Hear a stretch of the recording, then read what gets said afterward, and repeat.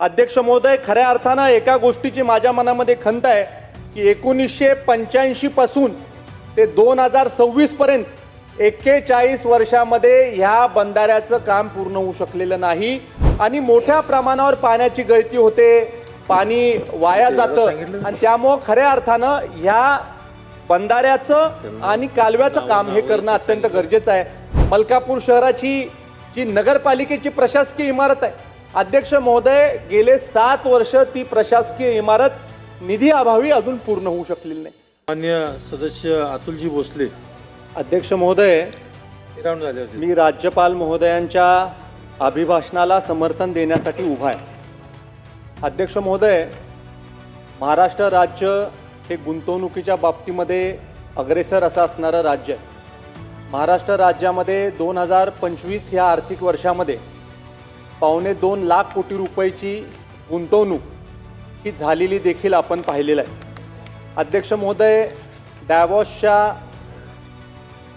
आर्थिक परिषदेमध्ये 30 लाख कोटी रुपयाचे प्रत्यक्ष करार हे खरं तर आपण सगळ्यांनी अनुभवले आणि मोठ्या प्रमाणावर राज्य सरकार इन्फ्रास्ट्रक्चर डेव्हलपमेंटच्या बाबतीमध्ये महाराष्ट्रामध्ये काम करताना आपल्याला दिसते। आपण आपल्या आर्थिक राजधानीची जरी स्थिती पाहिली तर मुंबईमध्ये ज्या पद्धतीनं कोस्टल रोडचं काम झालेलं आहे, ज्या पद्धतीनं अटल सेतूचं काम झालेलं आहे, ज्या पद्धतीनं नवी मुंबई आंतरराष्ट्रीय विमानतळाचं काम पूर्ण होऊन ते प्रत्यक्ष जनतेच्या सेवेमध्ये विमानतळ आलेलं आहे, त्याचबरोबर ट्रॅफिक डिकंजेशन करण्यासाठी ज्या पद्धतीनं इन्फ्रास्ट्रक्चरचे प्रोजेक्ट आपलं राज्य सरकार करतंय, हे मोठ्या प्रमाणावर परदेशी गुंतवणूकदारांना आकर्षित करणार आहे असं देखील मला आज या सभागृहाच्या द्वारे आपल्याद्वारे जनतेला सांगायचं। खऱ्या अर्थानं महाराष्ट्राची जर का आपण उन्नती पाहिली, महाराष्ट्राची ओव्हरऑल ग्रोथ आपण जर का पाहिली तर अध्यक्ष महोदय, देशाच्या GDPला 13.5% योगदान देणारं आपलं महाराष्ट्र राज्य आहे। महाराष्ट्र राज्यामध्ये मोठ्या प्रमाणावर कृषी क्षेत्रामधनं उत्पन्न देखील आपल्याला होताना दिसतं। खऱ्या अर्थानं अध्यक्ष महोदय, आज आपल्या मुंबईमध्ये जागतिक AI ची परिषद घेण्याचं काम आज आपल्या सरकारने केलं। जागतिक AI परिषदेच्या माध्यमातून अध्यक्ष महोदय, AIचे विविध प्लॅटफॉर्म हे देशामधल्या लोकांपर्यंत पोहोचवण्याचा एक उद्देश घेऊन आज ही जागतिक AI परिषद झाली।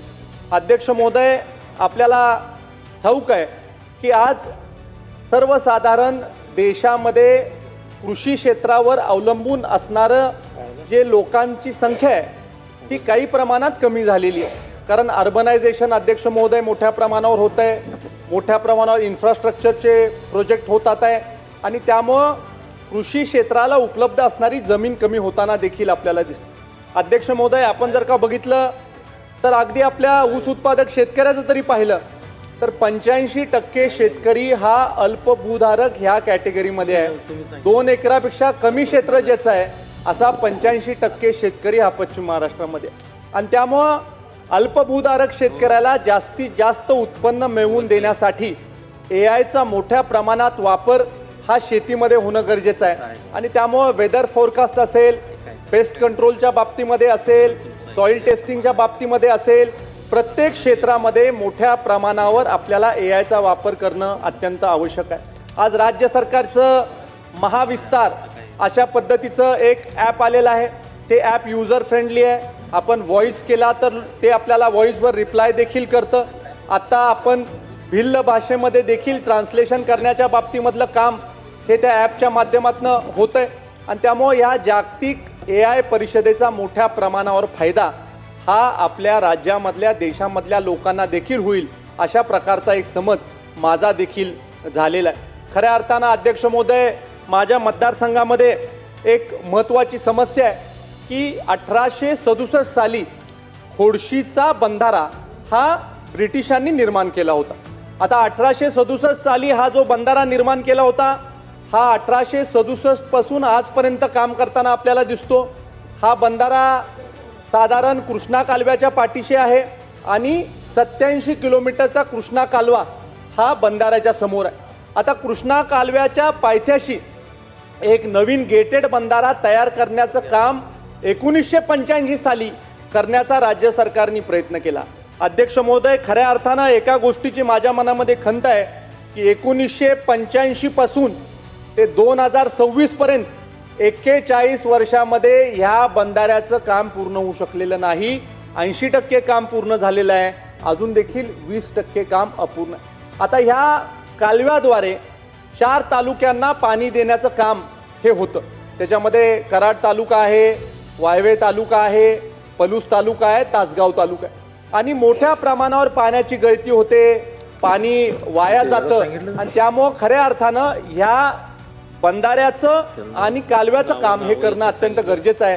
त्याच्यासाठी आम्ही राज्य सरकारकडे देखील विनंती करत आहोत की हे सगळी कामं आपल्याला भविष्य काळामध्ये पूर्ण करणं गरजेचं आहे.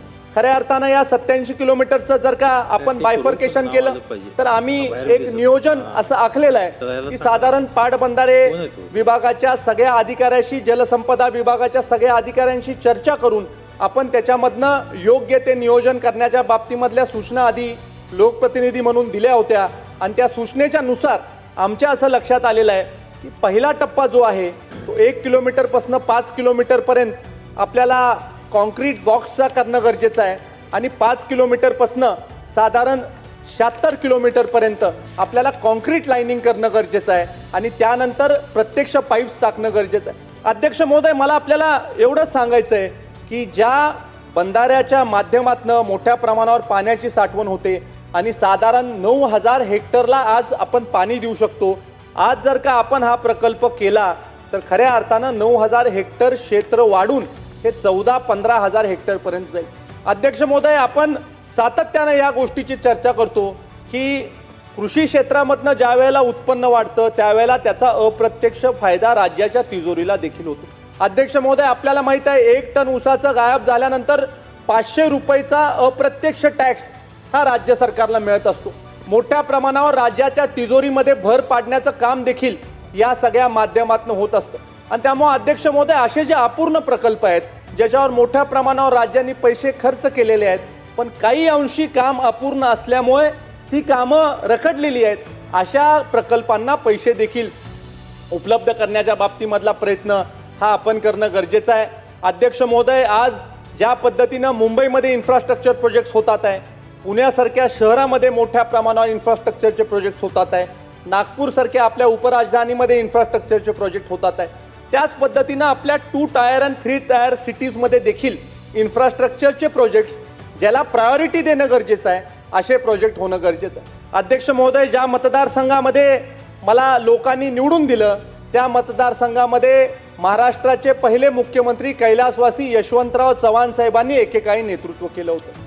सातत्यानं मी ही मागणी धरलेली आहे किंवा सातत्यानं आदरणीय मुख्यमंत्री साहेब असतील, सरकार असेल, यांच्यापर्यंत मागणी मी पोहोचवतोय की कराडचं ट्रॅफिक डिकंजेशन करण्यासाठी, कारण कराड शहर हे पश्चिम महाराष्ट्राला कोकणाशी जोडणारं एक प्रमुख शहर आम्ही समजतो आणि त्यामुळे ह्या शहराचं ट्रॅफिक डिकंजेशन करण्यासाठी आपल्याला एलिव्हेटेड नेकलेस रोड, नदीकाठी आपलं शहर असल्यामुळे पूर संरक्षण भिंत आणि त्याबरोबरच स्वर्गीय यशवंतराव चव्हाण साहेब ज्यांनी महाराष्ट्राला एक मोठी दिशा दिली, महाराष्ट्रामध्ये स्थानिक स्वराज संस्थांची निर्मिती स्वर्गीय चव्हाण साहेबांनी केली, चव्हाण साहेबांच्या समाधी स्थळाचं रिडेव्हलपमेंट आणि रिव्हरफ्रंट रिडेव्हलपमेंट असं 4 पद्धतीनं या शहराला एक नवीन प्रकल्प देण्याच्या बाबतीमधली विनंती ही सुद्धा आम्ही राज्य सरकारला सातत्यानं करतो.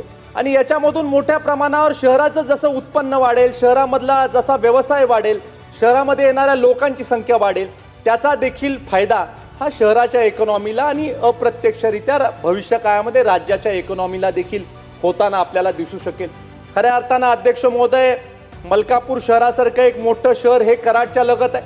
मलकापूर शहराची जी नगरपालिकेची प्रशासकीय इमारत आहे, अध्यक्ष महोदय, गेले 7 वर्ष ती प्रशासकीय इमारत निधी अभावी अजून पूर्ण होऊ शकलेली नाही.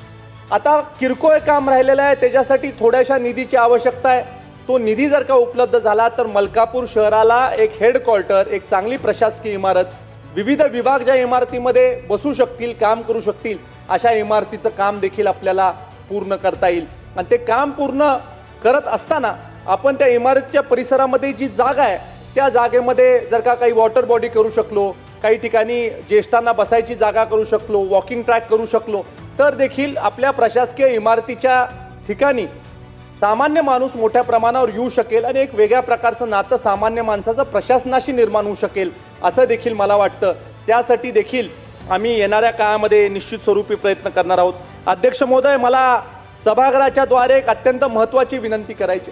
अध्यक्ष महोदय, केंद्र सरकारची एक अत्यंत महत्त्वपूर्ण योजना आहे, फ्लॅगशिप प्रोग्राम ज्याला आपण म्हणतो, तो प्रोग्राम आहे प्रधानमंत्री सूर्य घर योजना. आता हा प्रोग्राम काय अध्यक्ष महोदय, हा मी आपल्याला 1 मिनिटात सांगू इच्छितो की या प्रोग्रामच्या माध्यमातून आपलं लाईट बिल हे कमी करण्याच्या बाबतीमध्ये किंवा किंबहुना आपलं लाईट बिलच आपल्याला भरायला लागू नये अशा पद्धतीचा हा प्रोग्राम आहे. अध्यक्ष महोदय, माझ्या मतदारसंघामध्ये 1000 घरांवर आम्ही हा प्रोग्राम राबवलेला आहे. या प्रोग्राममध्ये 1 किलोवॉटपासून 3 किलोवॉटपर्यंत पॅनल्स हे आपण आपल्या घराच्या वर लावू शकतो. त्याला सरकार अनुदान देतं. सरकार अनुदान किती देत आहे तर 1 किलोवॉटला 26,000 रुपये, 3 किलोवॉटला 78,000 रुपये. अध्यक्ष महोदय, माझ्याकडे एक कंपनी आली नेविटास नावाची आणि त्या कंपनीने सांगितलं की आम्हाला जर का तुम्ही आर्थिक संस्थेची गॅरंटी देत असाल तर आम्ही आमच्या पॅनलची किंमत लोकांसाठी कमी करू. अध्यक्ष महोदय, मी माहिती घेतली की ज्या ज्या लोकांनी या योजनेमध्ये भाग घ्यायचा प्रयत्न केला त्यांना कोटेशन 1,60,000, 1,70,000, 1,80,000 रुपये इतकं आलेलं आहे 3 किलोवॉटसाठी. मी त्या कंपनीला सांगितलं की आम्ही तुम्हाला बँकेची गॅरंटी देऊ, पण तुम्ही आमच्या लोकांना मोठी सवलत दिली पाहिजे. अध्यक्ष महोदय, मला सांगताना मोठं समाधान या सभागृहामध्ये वाटतं की आम्हाला 1,05,000 रुपयेमध्ये 3 किलोवॉटचं आम्हाला तिथं सेट मिळतोय आणि शासनाची सबसिडी 78,000 रुपये. 78,000 रुपये शासनाने दिल्यानंतर फक्त 27,000 रुपये हे भरावे लागतात आणि लोक इतके समाधानी आहेत की अध्यक्ष महोदय, माझा उद्देश आहे की माझ्या मतदारसंघामधले ह्या एका वर्षामध्ये 10,000 घरं मी ह्या PM सूर्य घर योजनेमध्ये घेणार आहे आणि त्याच्यामध्ये फक्त 27,000 रुपये आपल्याला भरावे लागतात. अध्यक्ष महोदय, माझी एकच विनंती सभागृहाच्या द्वारे, आता नवीन एक GR काढण्यात आलेलं. नवीन GR काय म्हणतो? नवीन GR म्हणतो की ज्याची जितकी रिक्वायरमेंट आहे तेवढंच त्यांनी करावं. पूर्वी काय म्हणत होते, जेवढं तुम्हाला 3 किलोवॉट करायचं असेल 3 किलोवॉट करा. आता माझी आपल्याला एकच विनंती आहे साहेब की आपण 3 किलोवॉट अलाव करावं किंवा ज्याला जितकं करायचं आहे 3 किलोवॉटच्या लिमिटपर्यंत तेवढं अलाव करावं. त्याचं कारण साहेब असं आहे की जर का एखाद्याने 1 किलोवॉट संच लावला आणि त्याची जर का विजेची रिक्वायरमेंट भविष्यात वाढली तर आपला जो कॉज आहे तो डिफीट होईल आणि त्यामुळे 3 किलोवॉटचा जो पूर्वीचा GR होता तो कायम ठेवावा. ही विनंती सभागृहाच्या द्वारे देखील मी करत आहे की 3 किलोवॉटपर्यंतचा हा आपला जो प्रकल्प पूर्वी मंजूर होता तो मंजूर करण्यासाठीचं आपण शिफारस ही सरकारला निश्चित स्वरूपी करावी. अध्यक्ष महोदय, आपल्याला मी एकच सांगू इच्छितो की आमच्या मतदारसंघामध्ये मोठ्या प्रमाणावर सिंचनाचे प्रकल्प पूर्वीच्या काळामध्ये झालेले आहेत. आता हे सिंचनाचे प्रकल्प एफिशियंटली चालवण्यासाठीचा प्रयत्न हा आपल्याला आता अलीकडच्या काळामध्ये करायचा आहे. त्याच्यामध्ये प्रामुख्यानं येवती मासोली मध्यम पाटबंधारे प्रकल्प आहे. याच्यामध्ये मोठ्या प्रमाणावर पाण्याची विल्हेवाट व्यवस्थित होत नाही आणि मोठ्या प्रमाणावर पाणी वाया जातं. त्यामुळं प्रकल्प जितक्या गावांसाठी आहे तितक्या सगळ्या गावांना पाणी मिळू शकत नाही. त्यामुळं बंदिस्त पाईपलाईन या प्रकल्पाला करण्यासाठीचा हा देखील एक प्रयत्न हा भविष्य काळामध्ये आपल्याला करायचा आहे. मला निश्चित स्वरूपी खात्री वाटते की महाराष्ट्रासारखं प्रगत राज्य हे देशाला सातत्यानं दिशा देत राहील. देशाला दिशा देत असताना स्किल डेव्हलपमेंटच्या बाबतीमध्ये राज्यानं काही चांगली पावलं टाकलेली आहेत. पण भविष्य काळामध्ये मॅन पॉवरला स्किल करण्यासाठी जेवढं जास्त आपण काम करू तितकं आपल्या राज्याला मोठ्या प्रमाणावर फायदा होईल. जे आपले गुंतवणुकीचे उद्दिष्ट आहेत ते जसे आपण पूर्ण करतो त्याच पद्धतीनं एम्प्लॉयबिलिटीचे उद्दिष्ट देखील आपण करावे आणि त्याच्यासाठी कौशल्य विकासावर विशेष महत्त्व हे आपण दिलं पाहिजे. काही युनिव्हर्सिटीजला देखील त्याच्यासाठी प्रोत्साहन देण्याच्या बाबतीमधला प्रयत्न हा आपण निश्चित स्वरूपी दिला पाहिजे. अध्यक्ष महोदय, आजच्या ह्या राज्यपालांच्या अभिभाषणावर माझे विचार व्यक्त करत असताना एका गोष्टीची मला जाणीव झाली अध्यक्ष महोदय की मला ज्यावेळेला पंढरपूर विठ्ठल रुक्मिणी मंदिर समितीच्या अध्यक्षपदी काम करण्याची संधी मिळाली होती त्यावेळेला मला असं वाटत होतं की आपल्याकडून काम व्यवस्थित होऊ शकेल की नाही. पण त्या 2-2.5 वर्षामध्ये ज्या पद्धतीचं मी काम केलं त्याच्यामुळं अजून देखील विठ्ठल आमच्यावर प्रसन्न आहे हे आपण तिथं बसल्यानंतर मला आज लक्षात आलेलं आहे आणि त्यामुळे असाच आशीर्वाद हा भविष्यकाळात देखील आमच्यावर आपण कायम ठेवावा एवढं सांगून थांबतो. जय हिंद, जय महाराष्ट्र.